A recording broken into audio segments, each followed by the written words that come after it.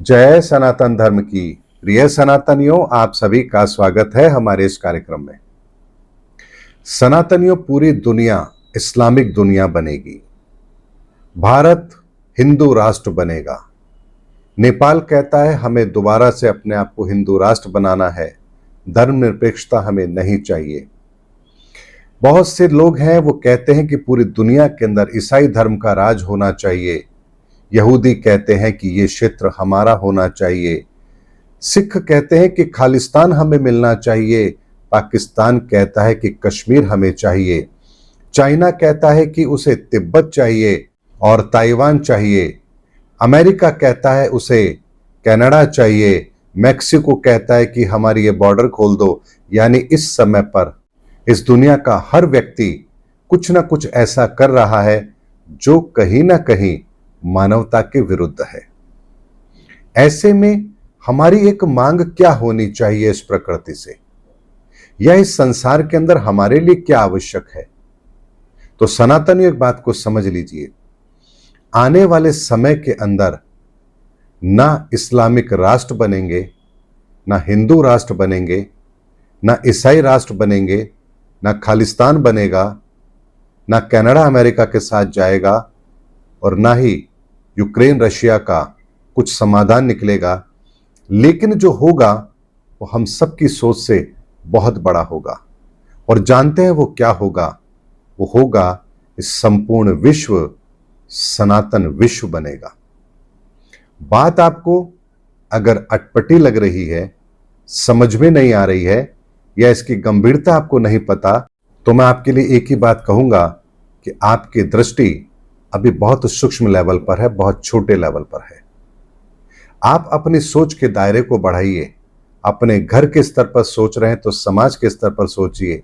समाज के स्तर पर सोच रहे हैं तो देश दुनिया के स्तर पर सोचिए। देश दुनिया के स्तर पर सोच रहे हैं तो संपूर्ण विश्व के लिए सोचिए। और संपूर्ण विश्व के लेवल पर सोच रहे हैं तो संपूर्ण ब्रह्मांड के लेवल पर सोचिए।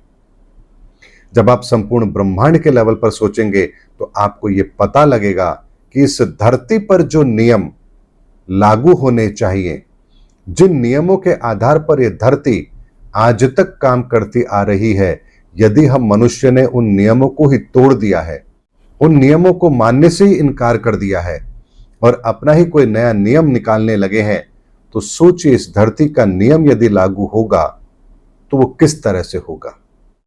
अगर इस बात को मैं साधारण शब्दों में आपको समझाना चाहूं तो ऐसे समझिए। मान लीजिए भारत है और भारत का एक कानून है।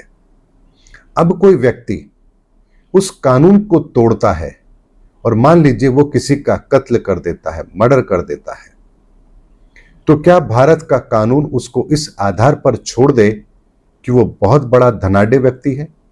क्या इस आधार पर छोड़ दे कि वो बुजुर्ग है? इस आधार पर छोड़ दे कि वो इस जाति से आता है? या इस आधार पर छोड़ दे कि उसके आध्यात्मिक विचार तो बहुत ऊंचे हैं? तो सनातनियों, भारत का कानून उस पर उसी तरह से लागू होगा जैसा भारत का संविधान बनाया गया है। यहां कोई छोटा बड़ा हो ही नहीं सकता। ऐसे में मान लीजिए एक ऐसे व्यक्ति ने अपराध किया है जो हमारे देश का सबसे ताकतवर इंसान है, तो क्या यदि न्यायिक व्यवस्था अपना काम कर रही है तो क्या उस व्यक्ति को सजा नहीं होगी? इस धरती पर आप अपने भारत के अंदर कानून को खरीद सकते हैं, लेकिन सोचिए इस ब्रह्मांड के लेवल पर कौन होगा जो उस कानून को खरीदने की ताकत रखता है? क्या हमारी हैसियत है कि हम उस कानून को लागू होने से रोक दें, और वो कानून जो फैसला करे उसको हम अप्लाई होने से रोक दें? ऐसा हम नहीं कर सकते।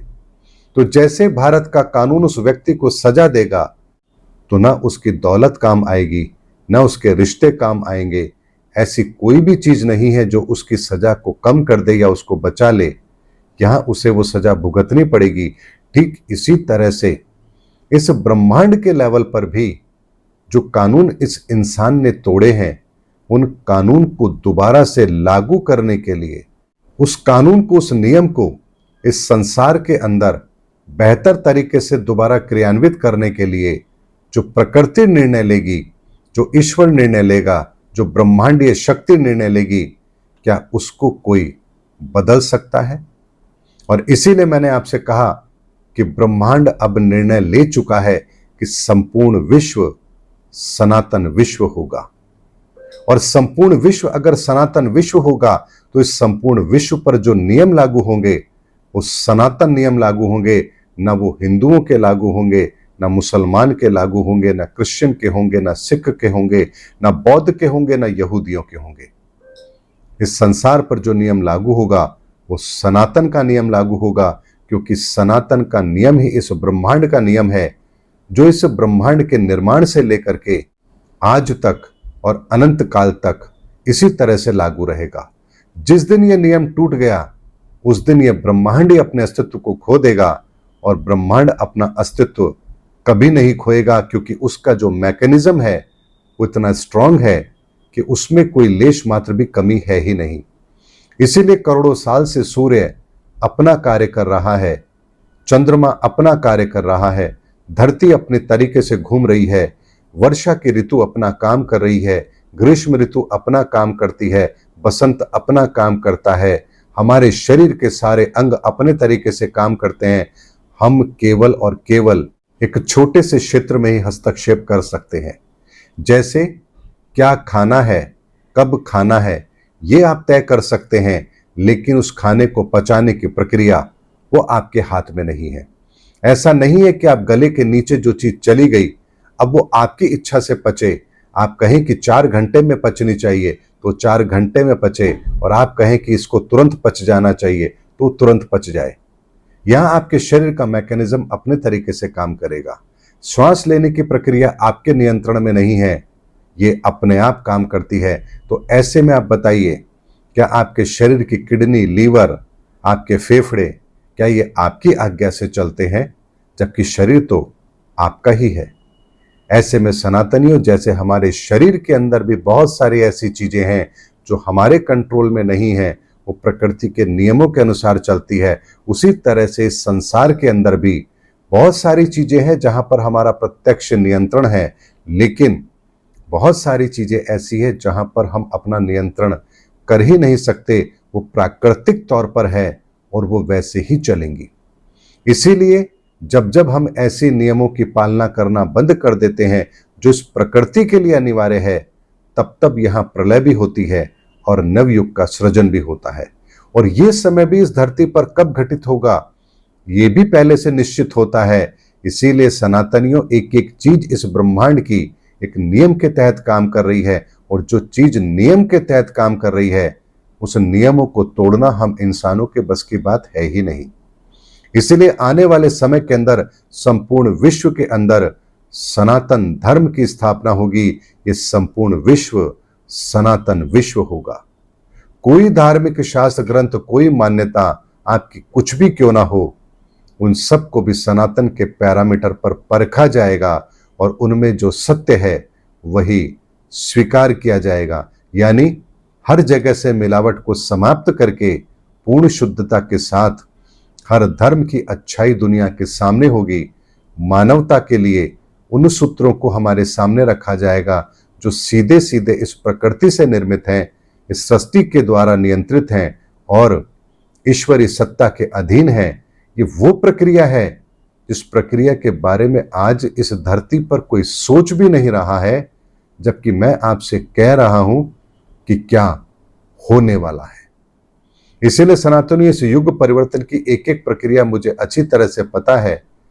किस चीज की स्थापना होनी है, कैसे होनी है, किन चीजों को धराशायी होना है, और आने वाला समय कैसा है, कब इसकी स्थापना होगी, हर एक चीज मुझे पता है। बस आप एक ही काम कीजिए, अपने आप को सनातन से जोड़ के रखिए, फिर देखिए आप इस युग परिवर्तन में कैसे उस प्रकृति के साथ होते हैं और प्रकृति फिर आपका कैसे साथ देती है। उम्मीद करता हूं सनातनियों, मेरा वीडियो आपको भविष्य समझाने के लिए पर्याप्त है। इससे ज्यादा सरलतम शब्दों में सत्य नहीं रखा जा सकता। मिलेंगे अगले वीडियो के अंदर, तब तक के लिए जय सनातन धर्म की, जय धर्म युग की, जय सनातन विश्व।